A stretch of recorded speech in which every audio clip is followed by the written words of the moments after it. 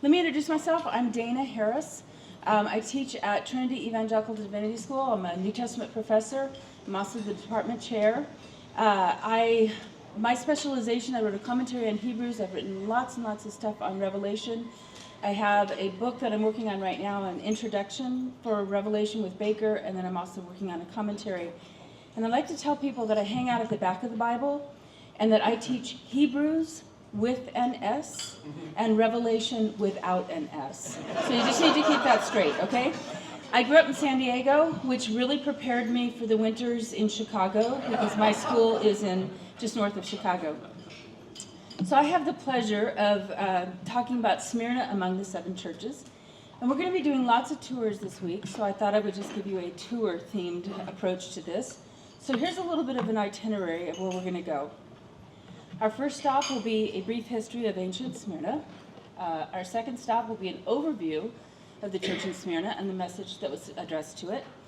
Our third stop will be a short summary of imperial worship. We just got a touch of that last time, but it's pretty much all of our, thank you, pretty much all of our presentations will touch on that at some level because it's just required when you're talking about the 7 churches. And then I want to end, our final stop will be about the ancient graffiti that was found in the Agora, and we get to visit that on Thursday. Yeah, okay. So you're going to be able to see it. Okay, so here's our first stop, and our first stop will take us. Okay, so ancient Smyrna lies underneath the modern city. So yesterday we were driving over that ancient city as we were driving in and out of Izmir. The area has been continuously occupied for about 4,000 years, and then we have layers of history. So this is layers of history and the modern buildings on top of that history. So that makes it a difficult place to excavate, and it's also going to be very different than what we saw yesterday in Laodicea and that what we're going to see in Ephesus. So this makes excavating here, as I said, difficult, but we'll see that some really great things have been happening. So these layers of history will take us all the way back to the earliest settlement, which is up in kind of north of here. I'm not sure exactly which direction I'm looking, but north of the bay. And that's the Bairakli area, which has also been excavated, but much earlier than our time period. According to legend, the poet Homer was born in this area, although there's a couple of other cities that like to claim him. A temple to Athena was built around the 7th century, but it was destroyed later by the Lydian king, and we talked a little bit about Lydia yesterday, Alyattes, around 600 BC. The city was conquered by the Persians in 456, and its significance declined after that. A few centuries later, the city was relocated to its present place. So if you're thinking about if you walked on the boardwalk, you're looking towards the north, that's where it was originally, and then where we're going to visit, but kind of in our vicinity, is where it was relocated. So Alexander is regarded as the founder of the city, located on the slopes of Mount Pagus, which we're going to visit. Ancient sources claim that he had been out hunting on Mount Pagus, and he fell asleep and had a dream in the temple of Nemesis. And in this dream, he was instructed to build the city on the site of Mount Pagus. So this coin that you're looking at actually dates to about 5 centuries later, but as Jeff told us, stories get to be told on coins. This is a Greek coin, so it wasn't as much the propaganda that we saw with the Roman coins, but it has this lovely depiction of Alexander having a dream. I guess if you have arms over your head, that's a dream, I'm not sure.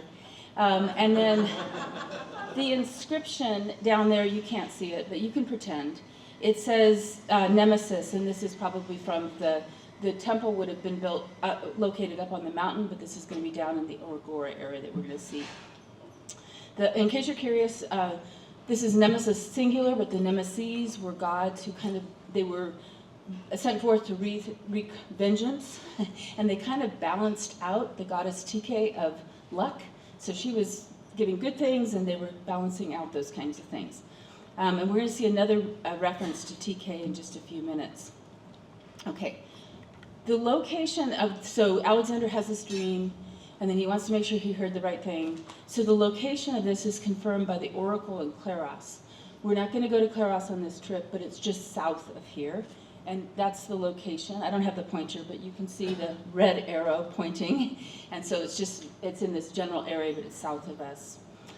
Okay, so then the actual city was built by one of Alexander's successors, and that's Antigonus and Lysimachus, about the beginning of the 3rd century. Smyrna was famous for being quite beautiful. It still is. Coins issued from this time talked about the city, first of Asia in beauty and size. So this coin doesn't say that, but it's a silver tetradrama, we'll get it, which is about the equivalent of 4 drachma. And a drachma is, just so you have kind of a way of thinking about this, a drachma is frequently described as 1 day's wage. So this Greek coin was probably struck somewhere about 150 BC under a magistrate named Menecrates. And so the legend, this is going to be his emblem. His emblem is on the right-hand side. The woman on the left-hand side is depicting the Amazons. And legends had that several cities in this area, including Ephesus and Smyrna, had been founded by the Amazons originally, way back when, who were strong female warriors and skilled hunters. And so the woman on this coin depicts the Amazon associated with Smyrna as the goddess Tyche. So she's depicting the goddess Tyche. Okay, so in the 1st century, the Roman historian Strabo wrote on Smyrna as the most beautiful of all cities. Not surprisingly, this was disputed by Ephesus, but that's okay. Okay, and then eventually it became part of the Pergamene Empire. And I forget, we're going to go to Pergamum on Wednesday, so we're going to see that. But here's a map. As you can see, the gray would represent the Pergamene Empire, pretty much covering this area. The Pergamene Empire was given to the Roman Empire in about 129, when it became a part of the Roman province of Asia Minor. So 1st century Smyrna was considered a large commercial center. It's wealthy like Ephesus and connected to Ephesus. Now here's this personal bias of me. I like dogs, and so they come into pictures just randomly, but there's a lot of dogs around here. So last year when we were visiting the Agora, my friend helped give you some perspective here of the size, but this is the Agora. I would also caution you not to drink in the water, just saying. Lots of people are using that water even now. So, okay, so this kind of also gives you a sense. Smyrna is a large commercial center, just like Ephesus, and Ephesus, as you can see on this lovely map by two tours, is located about 40 miles to the south. Smyrna has an excellent harbor then and now. This picture I took last year from the stadium, and this is an incredibly large harbor. So that just shows you all of that is harbor, and that was valued then and now. Okay, ancient sources talked about a street of gold that encircled Mount Pagus, which is rising about 500 feet above the harbor. And this street was likened to a necklace around the neck of a goddess. There were 2 temples on the top, one for Cybele, who was the Phrygian god of fertility and agriculture, and then another temple for Zeus, the great god. And so on this Acropolis, the Acropolis is the high place, and the temples were up there, and they're sometimes described as the crown of Smyrna. The prosperity of the city was certainly enhanced by its loyalty to Rome, and many citizens likened it, kind of the prosperity that they experienced, as evidence of the Roman deities, and also the benefits of being a part of the Pax Romana, or the peace of Rome. Now, we'll say this is that the Pax Romana was often executed and maintained at a very bloody, heavy hand, but for those who were under the orb of the Pax Romana, they really benefited and were able to prosper. The privilege of building a temple to Dea, the Roman goddess of, obviously, Rome, was awarded to Smyrna in 195 BC. And this is not a picture of anything that's in Smyrna, but this is a reconstruction of the temple to Roma that's in Ankara. So it's a model that's in Ankara. But just to kind of give you a sense of the size and scale, we already saw that with the temple to Artemis. Okay, so the privilege of being able to build a temple to Roma was awarded to Smyrna because of their help towards Rome against the Seleucids. And the Seleucids were derived from one of Alexander's generals. So it was the first city anywhere to be given this honor. And as I said, this is a model from a different part of Turkey. Then later in AD 26, it was awarded the honor of being a Neochorus, which is a temple guardian for an imperial cult to Tiberius. So just a kind of a word about this. You couldn't just wake up one morning and say, hey, I want to build a temple to one of the Caesars. You had to compete for that honor. And so if you were awarded the ability to do that, then you're awarded this idea of being the temple guardian or the Neochorus. I liken it sometimes, for those of you who are in the United States, that a small little town can't just decide that it's going to bring an NFL, that's American football, team to its town. Okay, you can't just say, we want to do it. It has to be awarded to you. I'm not trying to draw any connections between idolatry, Roman, or American. I just wanted to kind of put that out there. You can draw those connections if you want to, but that's okay. Okay, so the honor of building an imperial temple, excuse me, was repeated during the time of Hadrian, so our 2nd century, and then again under Caracalla. So we have a lot of this influence in Smyrna. And so clearly we can see that not only is Smyrna the center for this imperial worship, but it shows that it's very loyal to Rome. In fact, the Roman statesman Cicero said, "The city of our most faithful and ancient allies." That's a good thing to be if you want to be in Rome's favor. The population counts are really hard to figure out. That's why you get these lovely round numbers, because it's just really hard to calculate ancient populations. But it could have been 100,000. Somebody here can jump up and say it's something different. But what's significant for our purposes is that it included a very large Jewish population. And unfortunately, the city was devastated by an earthquake in 178, which is directly relevant to what we're going to see in the Agora, because it's that earthquake that buried the Agora. But it was rebuilt later under Emperor Marcus Aurelius. And then we move on to, so that's kind of wraps up our first stop. We don't have snack breaks on this stop, so you just had a snack break. So we're going to go on to our second stop. And what I want to talk about now is the church and the message that was addressed to it. So the church in Smyrna may have been founded during Paul's 3rd missionary journey. So notice what we have here in Acts 1:26.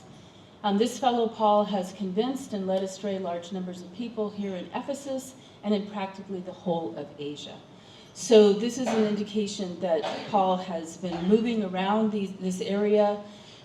In some of the places like Laodicea and Colossae, we were yesterday, it would probably be someone who was converted by Paul named Epaphras who brought the church to that area. But it's likely that Paul would have been the one who planted the church here. And just keep in mind, we're not talking church building, okay? We're talking congregations, groups of people that meet in houses, that maybe there's some kind of informal network amongst house churches. Okay, then it's also possible that Paul would have come through Smyrna when he flees Ephesus after the riot, so could have easily come through this area. The proximity between the two places, not that far, means that during Paul's long stay in Ephesus, he could have come to Smyrna. The only other references that we have the only references directly that we have to Smyrna occur in Revelation. The first is in the list that Jeff read earlier about just kind of the opening prologue, and then of course the message that's directed to this congregation. This is the shortest of the 7 messages, and as Jeff said, it doesn't contain any condemnation at all. So despite their hostile environment, this church had not compromised. And I'm just wondering, do I have a volunteer to read this for us? Okay. It's the shortest of the letters, and so it nicely fits there. I won't make you read it, I promise. But instead, I just want to, as I said, underscore that this is kind of amazing. This church remains faithful, even in the light of the imperial cult, and something I'm going to talk about later, public and private associations. And if you don't know anything about that, that's okay. I'll talk about it. But they were under a lot of pressure. And this would have included things like refusing to make a yearly offering of incense to the altar of the emperor, which is really the idea of kind of worshiping his genius or his spirit. This would have been seen as politically and religiously as the failure to do one's civic duty. Okay, so this is why early Christians can be accused of being atheists, because they're not worshiping the Roman structure, the Roman deities, and the whole Roman imperial cult. So if you have everything tied together, we sometimes think that we separate politics and religion, but if those things are fused and you're not doing the right things religiously, then that can be understood as the reason why things are not going well in the city. Therefore, you do the things religiously for the benefit of the city. So they're really fused together.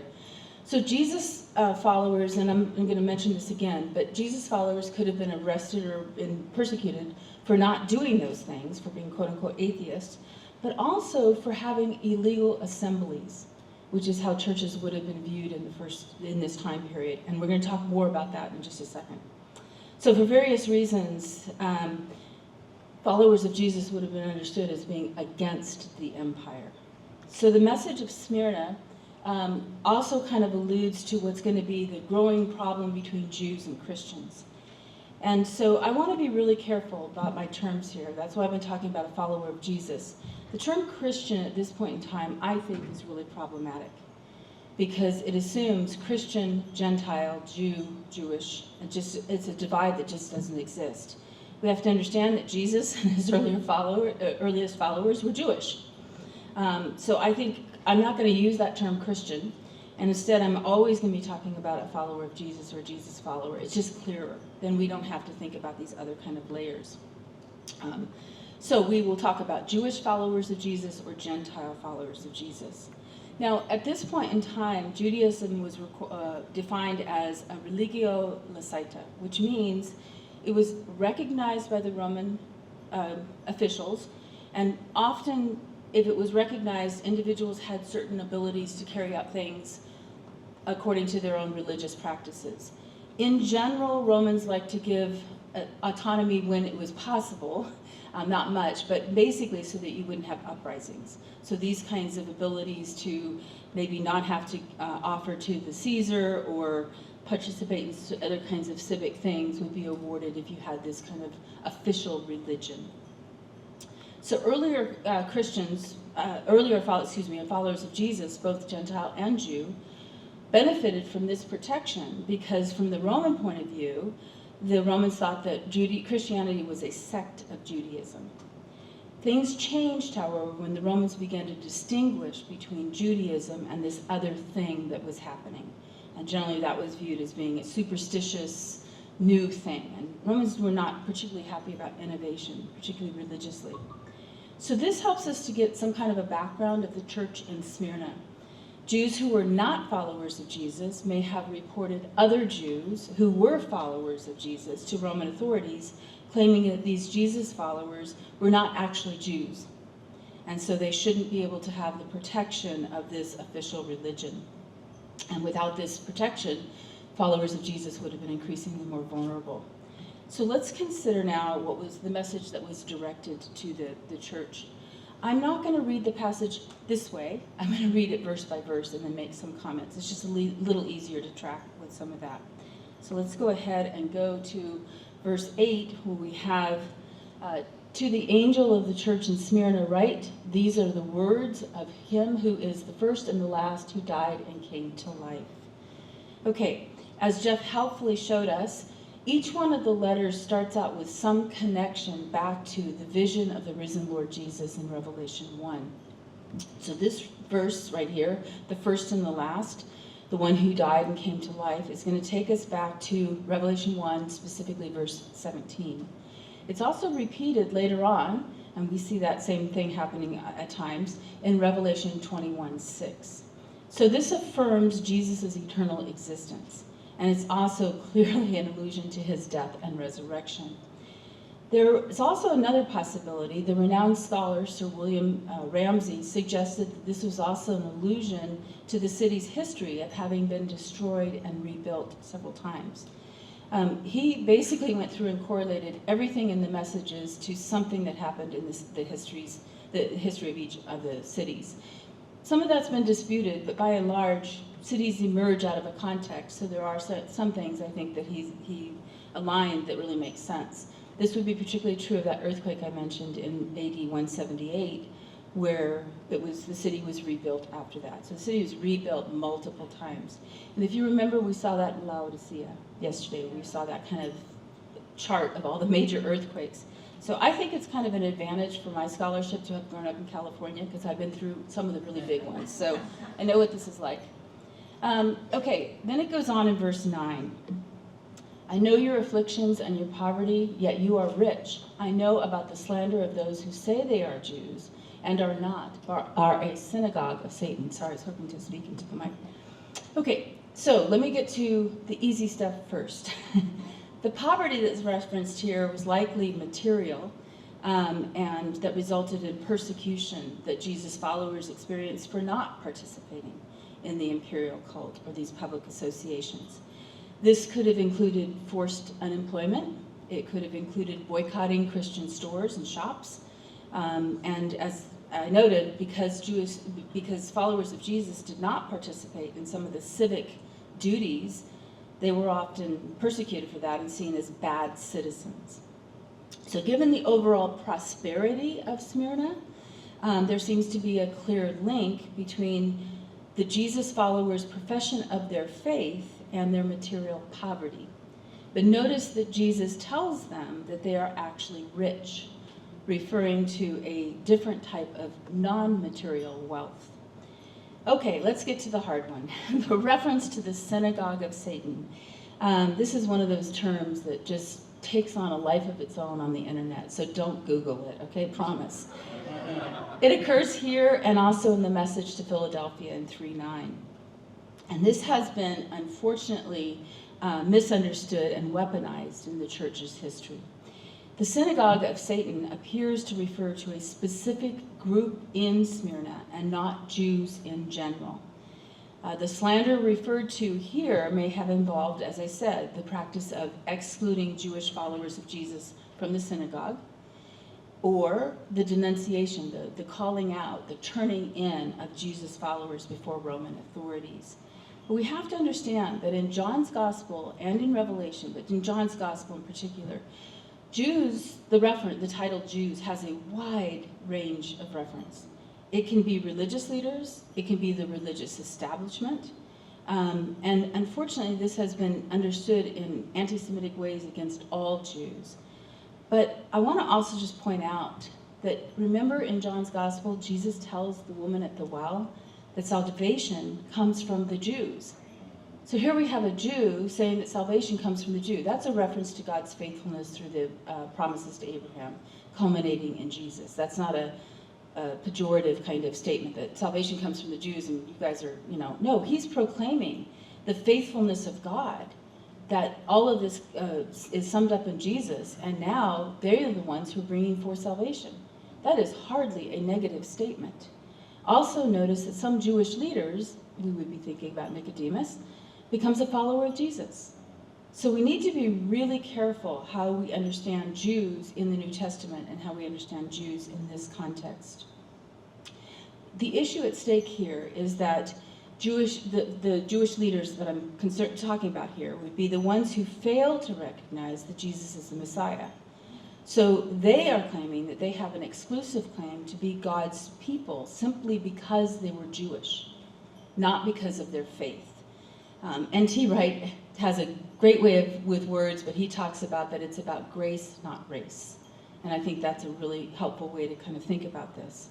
So what we have here is really drawing upon things that we see in John's Gospel.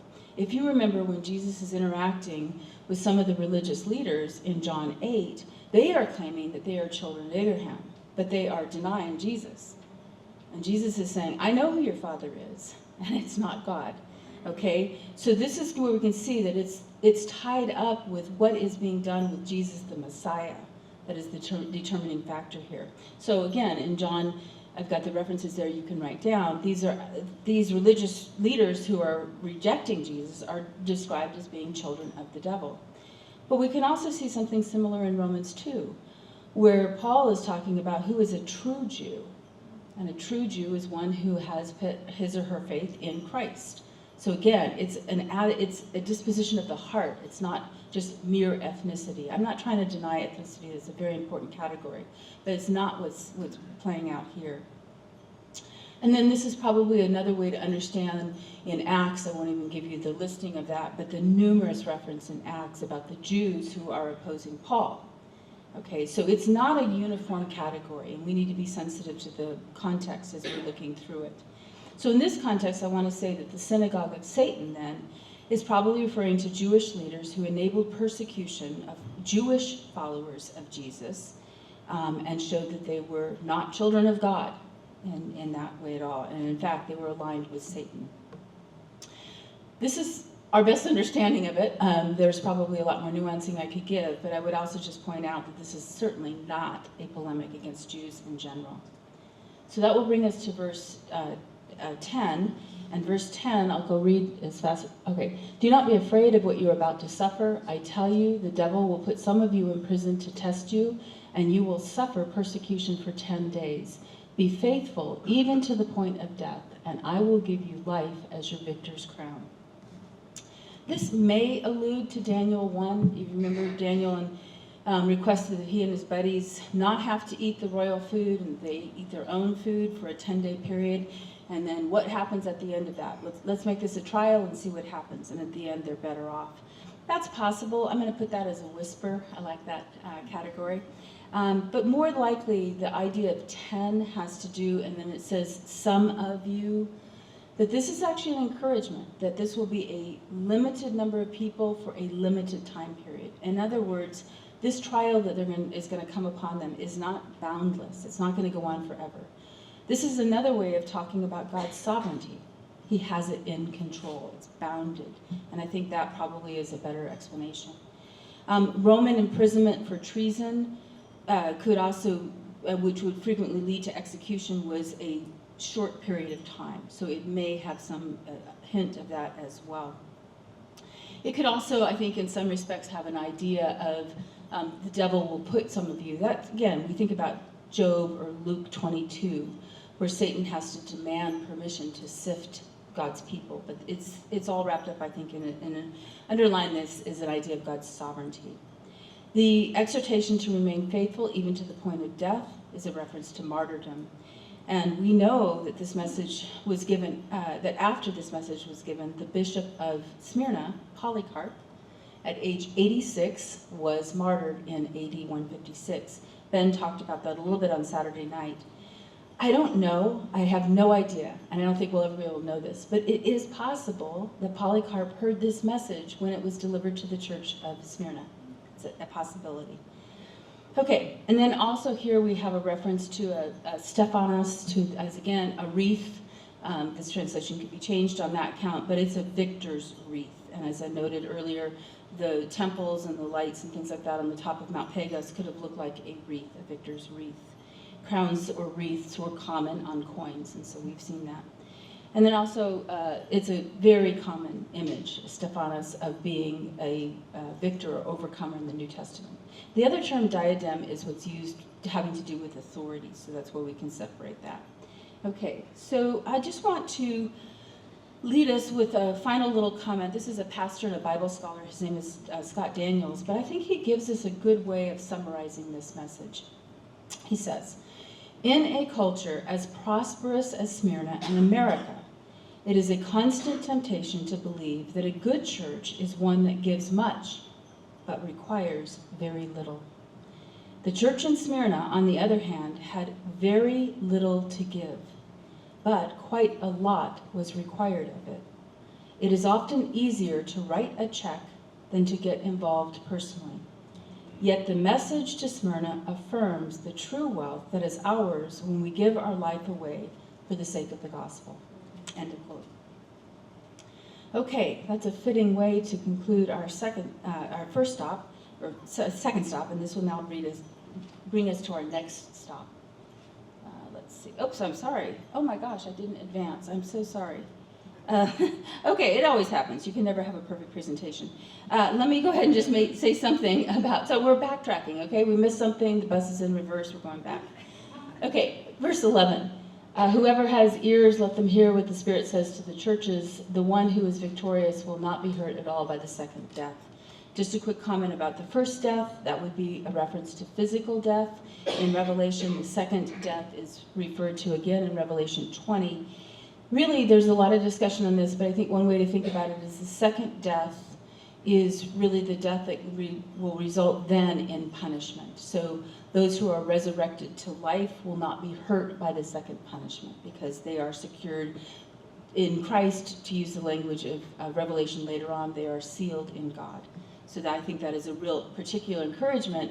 If you're facing physical death, the first death, then the encouragement here is that they will not suffer the second death. Okay, so let's move on. And I just put that up again. So now we have our third stop. And I'm going to give a very short summary of the imperial cult. Volumes are written on this, but I tried to break it down into just some of the essential kinds of things about this. Just a few little comments before I jump into some more details. But when people hear about the imperial cult, and Jeff talked a little bit about this as well, it's easy to think that this was imposed upon by the Roman Empire, that somehow the Roman Empire just said, okay, all of you bow down and worship.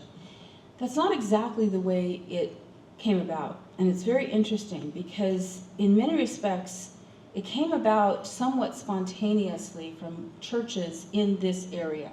So this area, Smyrna, is what the Romans would have called Asia Minor.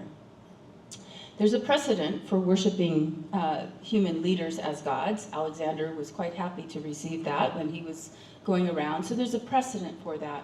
But in general, the Romans did not kind of invent, the Roman emperors did not invent this, but it emerged out of a context. They didn't exactly oppose it either. But so think about this. I said cities competed for the honor of building temples to various Caesars. But so that's one hand. But I also want to say it doesn't hurt if you show your allegiance to Rome. Okay, if you're going to show all your allegiance to Rome, that is certainly going to benefit your city. So I'm not saying that there's all kinds of things that are going on here. But as I said, it's partly in gratitude for the peace and prosperity that these cities enjoyed under Roman rule. And there really was something.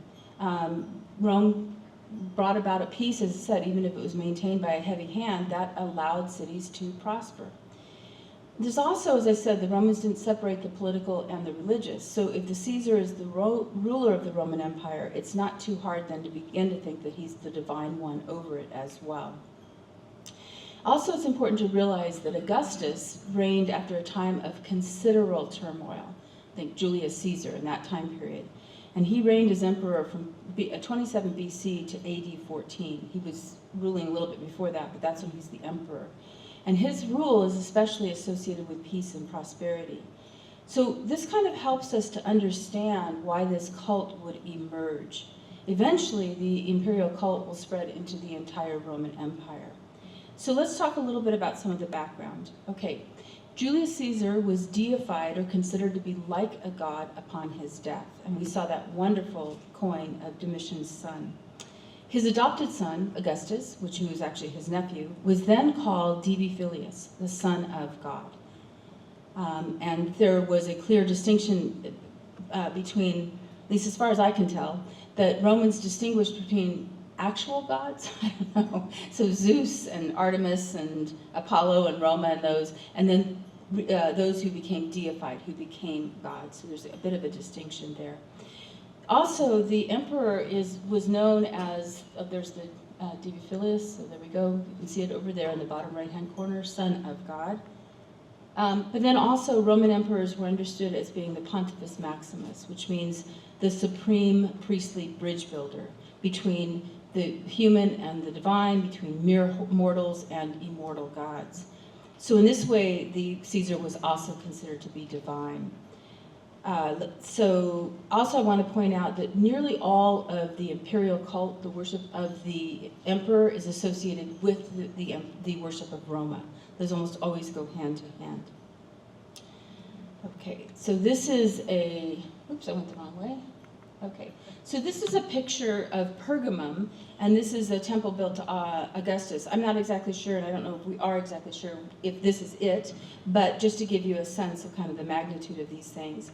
So this temple built to Augustus was granted in the last part of the BC, BC 29, and this is now giving Pergamum the idea of being a temple warden, a neochorus. In AD 26, a temple is built to Tiberius, but remember there had already been an earlier temple to Roma as far back as 195. So that's a long time that this is influencing the culture and the city. In AD 90, Ephesus received the honor of building a temple to Domitian. I put that down there because we're going to get some more information about Smyrna. Smyrna dedicated a temple to Hadrian. In the 2nd century, actually, his dates are 117 to 138, and then Caracalla, as I already mentioned that. So you can just see how this is beginning. This is just a few, but if you kind of had a map of Asia Minor, you would begin to see it being populated with these temples arising. We also want to point out that the early Christians appropriated some of this language that had originally been associated with various aspects of the Roman Empire. So euangelion would be good news, okay, something to do with good news when, talking about Augustus's reign. But Mark uses this when he talks about the good news of Jesus Christ, or the euangelion of Jesus Christ. So we begin to see this kind of appropriation of some of these terms. And I'll come back and talk about that in just a minute. We also have the emperors being hailed as the Savior of the world, or the Lord and God. But what I want to point out now is that what Revelation is doing, all of Scripture really, but what Revelation is doing is declaring that there is one true God and one true Savior of the universe. So I can't develop this in any great detail, but I'll just give you this, kind of the elevator speech on Revelation. But the Romans, as we can see, developed this extensive narrative. They were at the center of the universe, they sustained the universe, they brought peace, they brought prosperity, they were the Savior, they were the Lord. And what I want to suggest to you is what Revelation is doing is exposing that as a counterfeit narrative.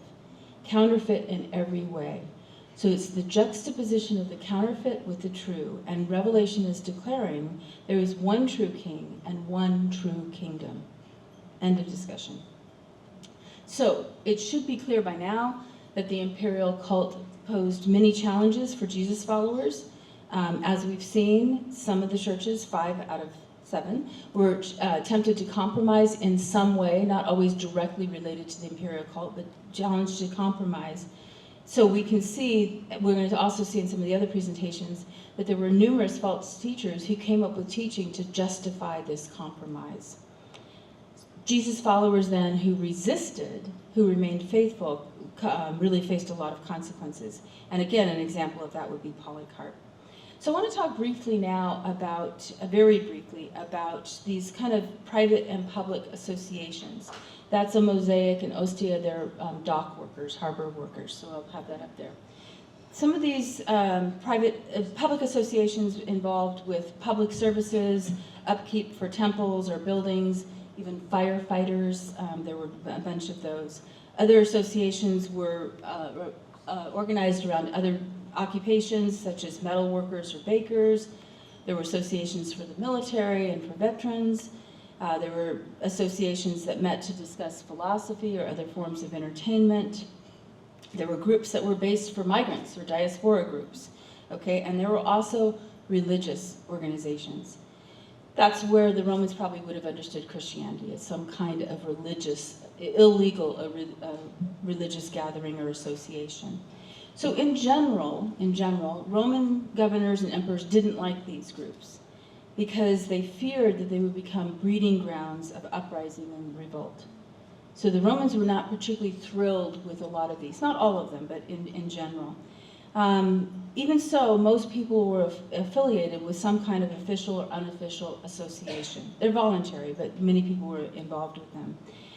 They create the same things that they do today, right? A sense of belonging, a place to connect, a network. And also, sometimes a place to make sure that there's a proper burial for you and your family. So kind of a social network of kinds. We get our information about these associations from inscriptions, little fragments of papyrus, and I love it because they have such exciting things as bylaws. Don't you just love bylaws? Okay, we have things like that, okay? It's just basic kinds of things, or list of members. So I mentioned these because these also presented a challenge for Jesus followers. On the one hand, membership could afford opportunities that you couldn't get other places. On the other hand, membership could also require compromising one's allegiance to Jesus, because there were often things that are associated with these, particularly their banquets, that involved immoral practices or having to worship pagan gods. So this is likely the background of some of the false teaching that we're going to see, particularly in some of the other messages and in Thyatira as well. So I just wanted to kind of put that out because Christians would have faced a lot of, followers of Jesus would have faced a lot of pressure about whether they join these associations or not, and if they do, they would probably be faced with a lot of pressure to compromise their faith. As a way to kind of understand that, I want to kind of show you how these associations were really fused with the imperial cult. So this dates to AD 80, and it was found on a marble slab. And it's an association devoted to Dionysius, the god of wine. And it has, as you can see, dedications to the emperors Vespasian and Domitian. So here's part of the text. This was dedicated to Emperor Titus Caesar Vespasian Augustus, high priest with Tribunitian power for the 9th time, proclaimed emperor for the 15th time, father of the fatherland, council for the 8th time, Caesar Domitian, son of God. Notice all these things: God, Vespasian, Augustus, council for the 7th time. This was done when C. Julius Flavius Mithras, the emperor-loving son of the people, was serving as priest. So these things are just fused together. Here's another quick example of this. This is the initiates of the great Dionysius before the city honored emperor Trajan, Hadrian, Caesar Augustus, Olympius, savior and founder.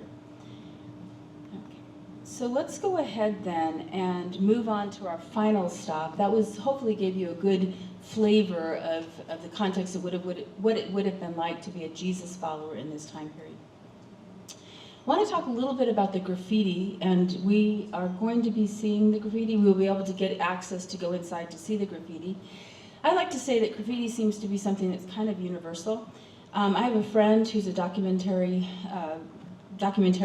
and he produced a fascinating documentary in Chicago. It's called I Write on Stuff. So this impulse to write on stuff is not anything, it's been going on for a long time. There are only a few examples of ancient graffiti that have survived. It's not too surprising. Then and now, graffiti wasn't meant to last, and also it's very vulnerable to weather and fires and earthquakes. Also, public officials don't really appear to have appreciated having graffiti on their public works, so they plastered over, and so, much the same way that we might repaint something. Although now most places are moving towards surfaces that can't be written upon, so that also solves the problem. So prior to the discovery of this graffiti, our best collections would be in Pompeii and Herculaneum. So this joins really the ranks of some of the great collections of graffiti. So my comments here are based on a classicist, Roger Bagnell, and he's written a lot on this, but the book I especially drew from was the book Extremely Expensive, so don't think about just Googling and getting it. But Graffiti from the Basilica and the Agora of Smyrna, and this has been a really, really helpful book for me. Okay, so the discovery of the graffiti, it was discovered in the Agora. The Agora is the marketplace, and it was several layers or floors below a large building, a basilica. So this was discovered when they began to excavate this. We're not exactly sure of the function, at least I'm not sure of the function of the basilica, but the Agora is the marketplace. Part of this had been, there's our friend again, he's kind of our tour guide. Part of this had been excavated before World War II, but the major excavation was in 2003. And so the basilica was destroyed in AD 178, as I mentioned, and it was rebuilt. But the lower level, so the building on top was rebuilt, but the lower level wasn't. And so what's been great about that is that's like the best way to preserve graffiti. Just pack it in dirt. So a lot of these graffiti were discovered. And unfortunately, as I said, it was great that it was packed in dirt. The unfortunate part is as it was excavated, it's so fragile that some of the graffiti was also destroyed. So, okay. So let me go ahead and talk about the kinds of graffiti. And this is just a quick little definition if you want to know. But there's two kinds of graffiti, basically. There's the kind of graffiti that was drawn with charcoal or some type of ink. And then there's the other kind that's inscribed in the plaster. So if you want to get really technical, you can call the dipindi the painted one and the graffiti the inscribed. But oftentimes people refer to both of them as graffiti. The use of ink implies some kind of intentionality. So just as you don't usually walk around with cans of spray paint, you probably wouldn't be usually walking around with ink in a pot and some kind of writing instrument. But the inscribed type could have been more spontaneous. And as is the truth with all graffiti, we don't know the intended audience usually, or the actual authors. They don't sign their work, although actually some of the graffiti artists in Chicago do. We don't, it's a very diverse group of people. What were their levels of education? Some have really good handwriting, some you can barely read, different levels of literacy, just all kinds of things. So what's the content of the graffiti? Some of the graffiti is just a jumble of images and text. Can't really tell it's written on top or it's not well preserved. But what's interesting about some of the ones that we can is the broad range of graffiti is really interesting. One of the most surprising categories is the depiction of ships. Well, that shouldn't make too much sense, but too hard to understand because Smyrna's on a harbor. So we have all these wonderful drawings of ships, maybe as kind of an offering for protection or something like that. We also have, as would not be too surprising, sexually explicit graffiti. Some things never change. Stuff you can find on any bathroom wall, you can probably find there. We also have graffiti that depicts athletic competitions, particularly gladiatorial games. We have some, this is a little bit different, I didn't have a good image of otherwise, but 5x5 square letter games. So I hate to break it to you, but Wordle is not a recent invention. And some of the graffiti, this is really hard to see, but it's in honor of a famous boxer in Smyrna, so it's depicting civil pride, those kinds of things. We have other graffiti that's dealing with healing. So you can look at this one, the healing of the eyes, by the gods my eyes were healed. Some has involves gematria, which is aligning, I won't walk through all of this, but aligning the Greek alphabet. So alpha equals 1, beta equals 2, and then if we go up, an iota is 10. Keep going, a row is 100. So if you do that, then you can take letters and come up with a numeric value. This is really common in the ancient world with Hebrews and Romans, and probably the one that we're most familiar with is 666, and I'm so glad that I don't have to present on that right now. We'll leave that to you. But this is the one that should warm your heart. Women, right? This should just warm your heart. Here's somebody who's writing, professing his love, saying, I love a woman whose number is 1,308. Okay.